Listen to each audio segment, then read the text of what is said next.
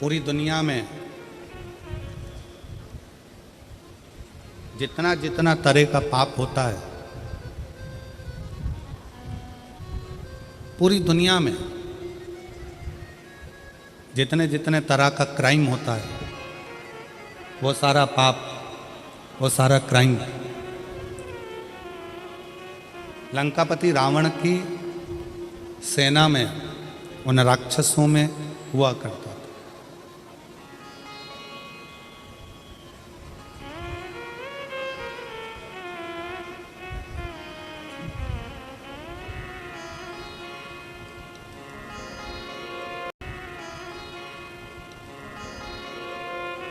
लंकापति रावण का जो पूरा राज्य था, उस राज्य के अंतर्गत लंकापति रावण का जो राज्य था, उस राज्य के अंतर्गत जितने असुर रहते थे, जितने राक्षस रहते थे, जितने असुरों का वहाँ निवास करते थे, जितने असुर वहाँ निवास करते थे, जितने राक्षस वहाँ निवास करते थे, सभी असुर अनेक तरह के पापों में लिप्त रहते थे।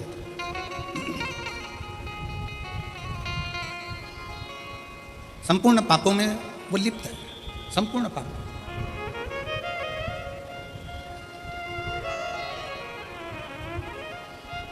आप जरा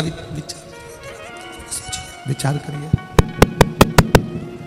शंभु शंभु शंभु शंभु शंभु शंभु शंभु शंभु, अब जरा विचार करिए। शंभु शंभु शंभु, जरा विचार करिए। शंभु शंभु शंभु,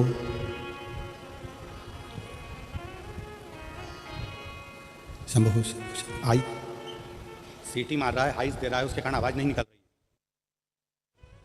शंभु बेस कम करो उसका। शंभु शंभु शंभु शंभु शंभु, जितने भी पाप होते हैं, जितना भी लंका के राक्षस जितने जगह पर निवास, शंभु शंभु शंभु, रावण की उस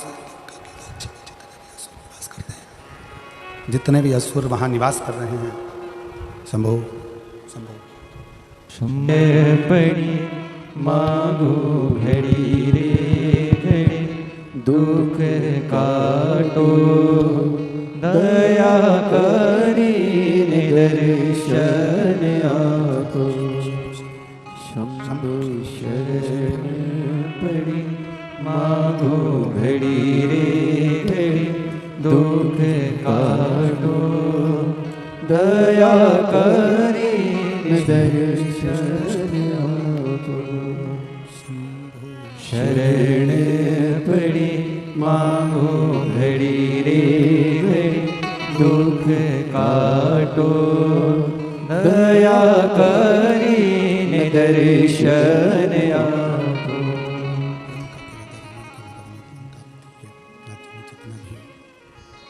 लंका के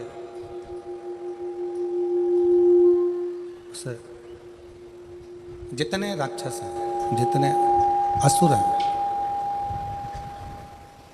जितना पाप कर रहे हैं, जितना पाप में लिप्त हैं, जितना क्राइम में लिप्त हैं, जितना पाप के अंतर्गत लगे हुए हैं, जितने पाप में वो लिप्त हैं, जितना पाप कर्म वो कर रहे हैं, शायद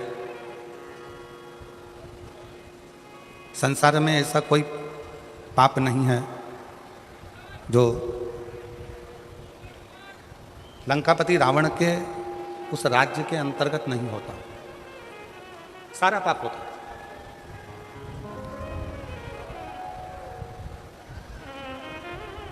पर जरा विचार करिएगा, जरा सोचिएगा, जब लंका में इतना पाप होता था, इतना दुराचार होता था, जितने राक्षस वहाँ निवास करते थे, जितने असुर वहाँ निवास करते थे, जितने राक्षस वहाँ रहते थे, वो सारा की सारा इतना पाप किया करते थे, दिन रात पाप कर्म में लिप्त रहते थे।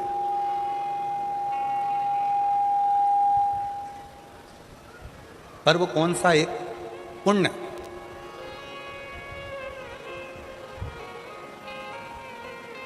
रावण की लंका में रहने वाले जितने असुर हैं, राक्षस हैं, वो कौन सा एक पुण्य ऐसा कर लेते हैं कि जिसके कारण भगवान राम को अयोध्या से पैदल चलकर लंका तक जाना पड़ता है और उनको मोक्ष देना पड़ता है।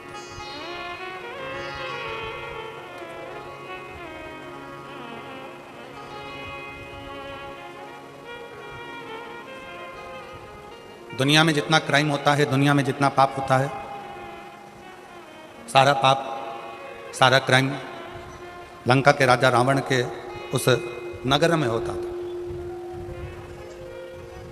पर वो पुण्य कौन सा है? ऐसा कौन सा पुण्य है कि लंका के राजा के रावण के उस राज्य में वो पुण्य हो गया कि भगवान राम को भी अयोध्या से चलकर पैदल पैदल लंका तक जाना पड़ा और जितने असुर हैं, जितने राक्षस हैं, उन सभी को मोक्ष देना पड़ा। पुण्य कौन सा? आज शहादा की कथा को देखकर, सुनकर नहीं, यहां देखकर महाभारत का चरित्र याद आ रहा है।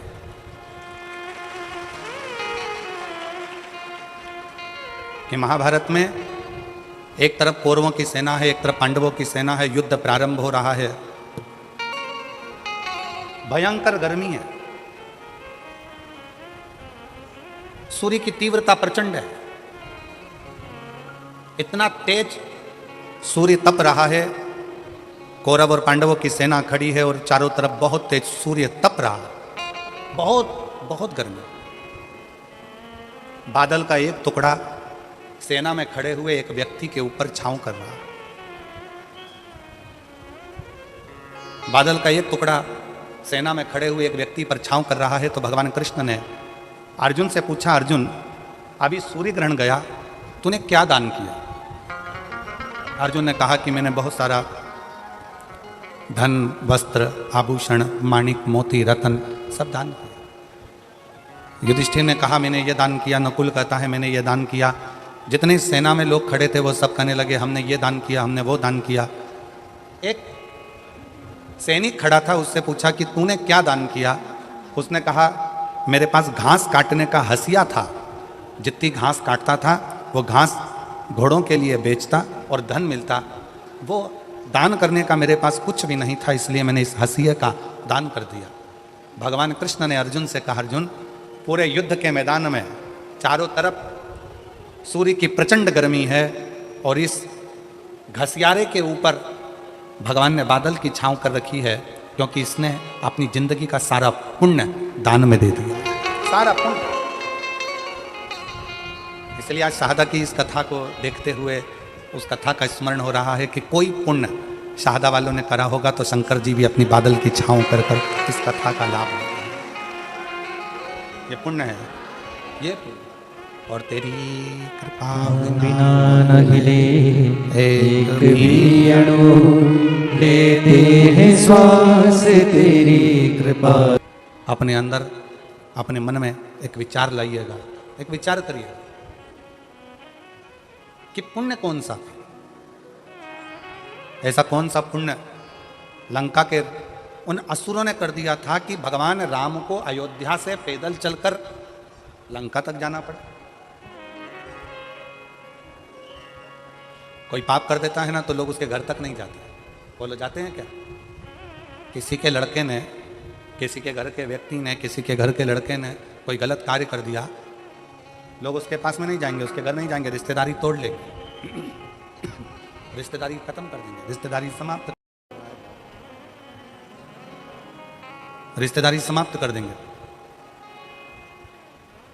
कोई अगर पाप में लगा हुआ है, कोई पाप कर्म कर रहा है तो लोगों उससे रिश्तेदारियां तोड़ लेते हैं, रिश्तेदारियां खत्म कर लेते हैं। पर लंका के रावण की उस नगरी में रहने वाले जितने राक्षस हैं, जितने असुर हैं, वो सब पाप कर रहे हैं और पाप करने के बाद भी भगवान राम अयोध्या से पैदल चलकर लंका तक जा रहे हैं। तो जरा सोचने वाला विषय है कि वो पुण्य कौन सा है, ऐसा कौन सा पुण्य है जिसके बल पर भगवान राम को पैदल चलकर लंका तक पहुंचना पड़ा?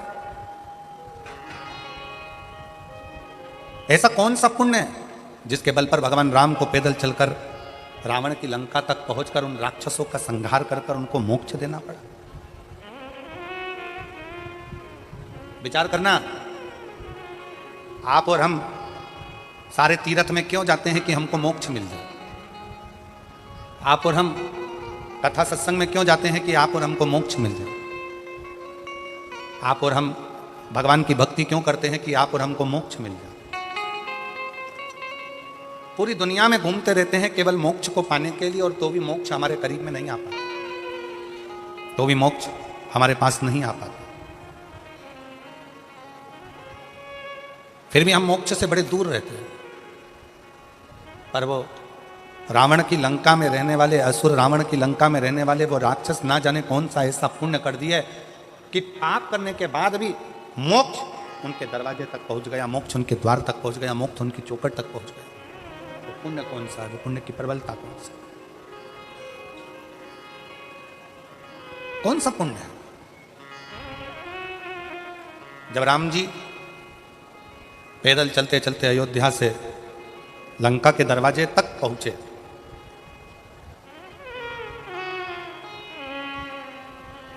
समुद्र रास्ता नहीं दे रहा,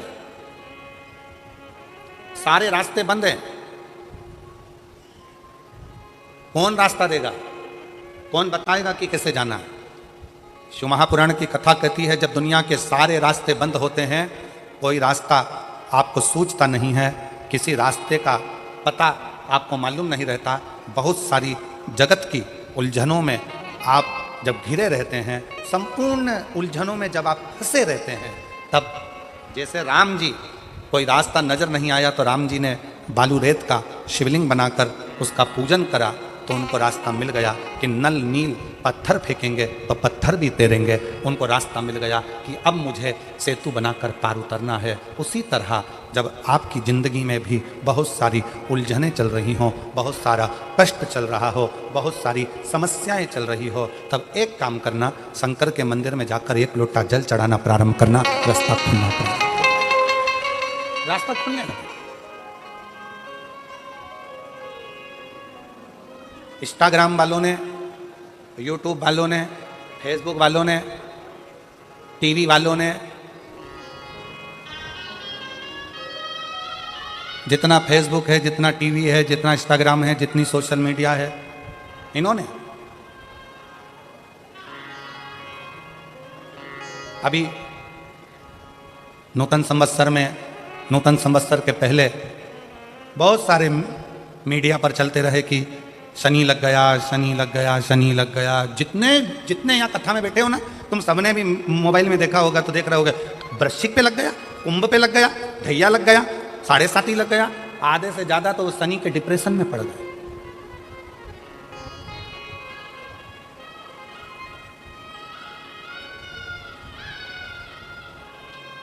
अरे भाई, शिव महापुराण की कथा को उठाकर देखिए, दुनिया के लोगों को शनि लगता है, शनि को शंकर लगता है।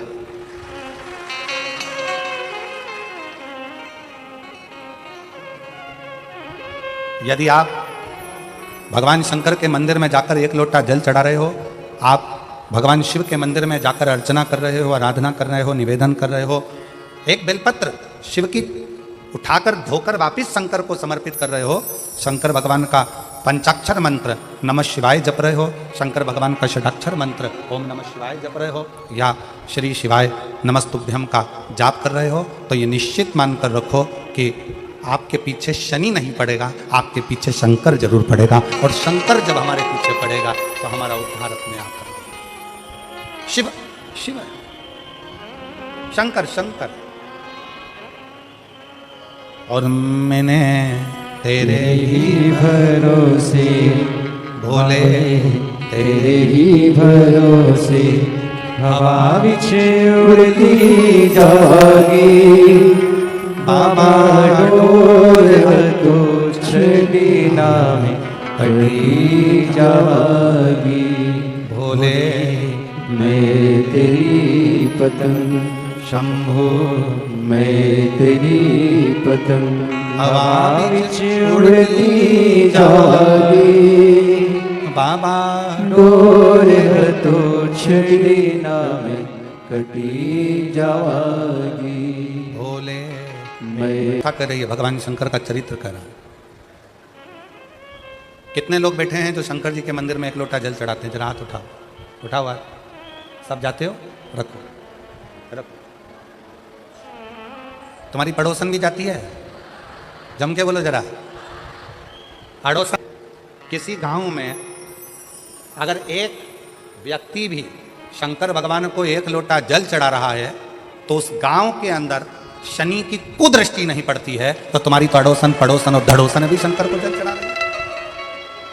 शंकर भगवान ने कहा, राम, लंका में रहने वालों का एक कर्म किया, पर एक पुण्य बड़ा प्रबल करा कि लंका में रहने वाला एक एक असुर, एक एक राक्षस, लंका में रहने वाला एक एक असुर शंकर भगवान को एक लोटा जल चढ़ाता है, तो उसके कारण भगवान राम को, नारायण को भी पैदल चलकर लंका में जाकर असुरों को मोक्ष प्रदान करना पड़ता है, राक्षसों को मोक्ष देना पड़ता है।